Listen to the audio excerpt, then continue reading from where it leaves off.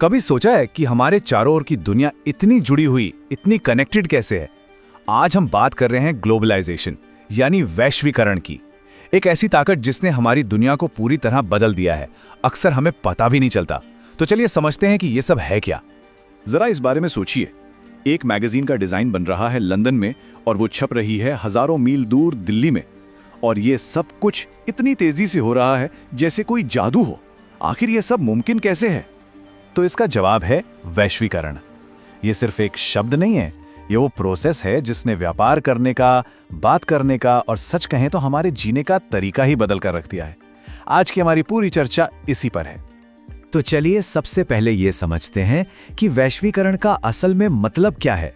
ये सिर्फ देशों के बीच सामान खरीदने बेचने से कहीं ज्यादा है। ये एक बड़े जुड़ाव की कहानी है। अगर बिल्कुल सीधी सरल भाषा में कहें तो वैश्वीकरण का मतलब है दुनिया के अलग अलग देशों का तेजी से एक दूसरे के साथ जुड़ना। यहां दो शब्द बहुत जरूरी हैं, एकीकरण और अंतर संबंध। मतलब पूरी दुनिया एक बड़े बाजार की तरह काम करने लगती है। तो ये पूरा सिस्टम काम कैसे करता है? देखिए, इसके पीछे होती हैं बड़ी बड़ी मल्टीनेशनल कंपनियां, जिन्हें हम एमएनसीज कहते हैं।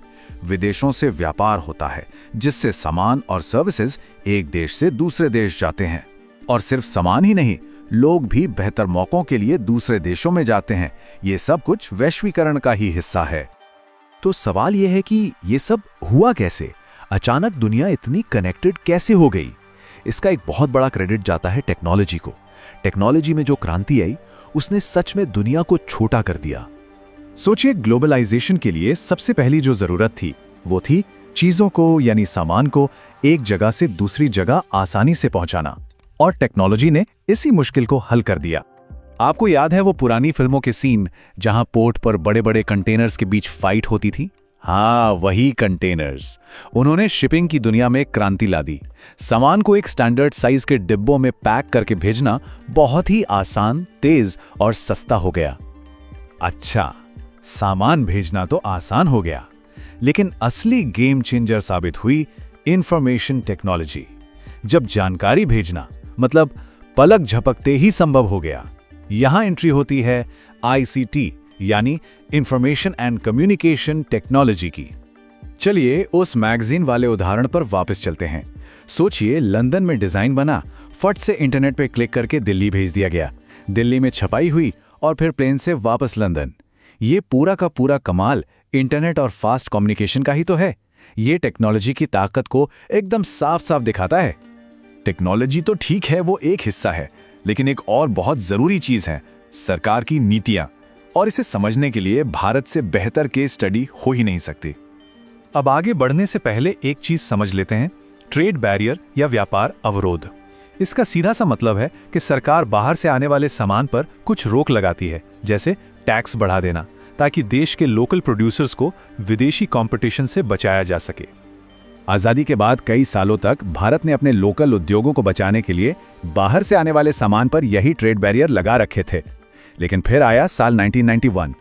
तब सरकार को लगा कि अब देश की तरक्की के लिए बाजार को खोलना और कंपटीशन को आने देना जरूरी है, और इसके बाद इन बैरियर्स को एक एक करके हटाना शुरू कर दिया गया।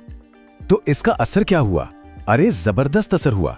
जरा सोचिए, 1991 से पहले हमारे पास कार या फोन के कितने कम ऑप्शंस होते थे। बाजार बंद था।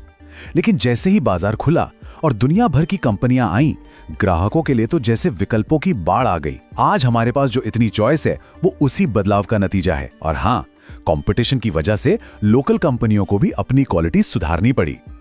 अच्छा, तो भारत में ये जो बड़ा बदलाव आया, इस पूरी प्रक्रिया को एक नाम दिया गया, उदारीकरण या लिबरलाइजेशन। इसी ने भारत के दरवाजे दुनिया के लिए खोले।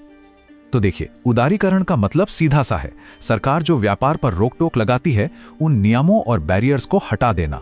जब ये रुकावटें हटती हैं तो देशों के बीच सामान खरीदना बेचना आसान हो जाता है, और यही चीज ग्लोबलाइजेशन को पंख लगा देती है। तो चलिए अब इन सारी बातों को जोड़कर पूरी तस्वीर देखते हैं। ये ग्लोबलाइजेशन का पूरा ताना बाना आखिर बना कैसे है? तो अगर हम देखें तो आज का ग्लोबलाइजेशन दो मजबूत पिलर्स पर खड़ा है। पहला है टेक्नोलॉजी, जिसने दूरियों को मिटा दिया, और दूसरा है सरकार की पॉलिसीज, जैसे कि उदारीकरण, जिसने व्यापार के लिए दरवाजे खोल दिए। तो आखिर में एक सवाल छोड़ जाते हैं। जिस रफ्तार से टेक्नोलॉजी और सरकारी नीतियां बदल रही हैं, हमारी इस आपस में जुड़ी हुई दुनिया का अगला चैप्टर कैसा होने वाला है? ये एक ऐसा सवाल है जो हम सबके भविष्य पर असर डालेगा। इस पर सोचिएगा जरूर।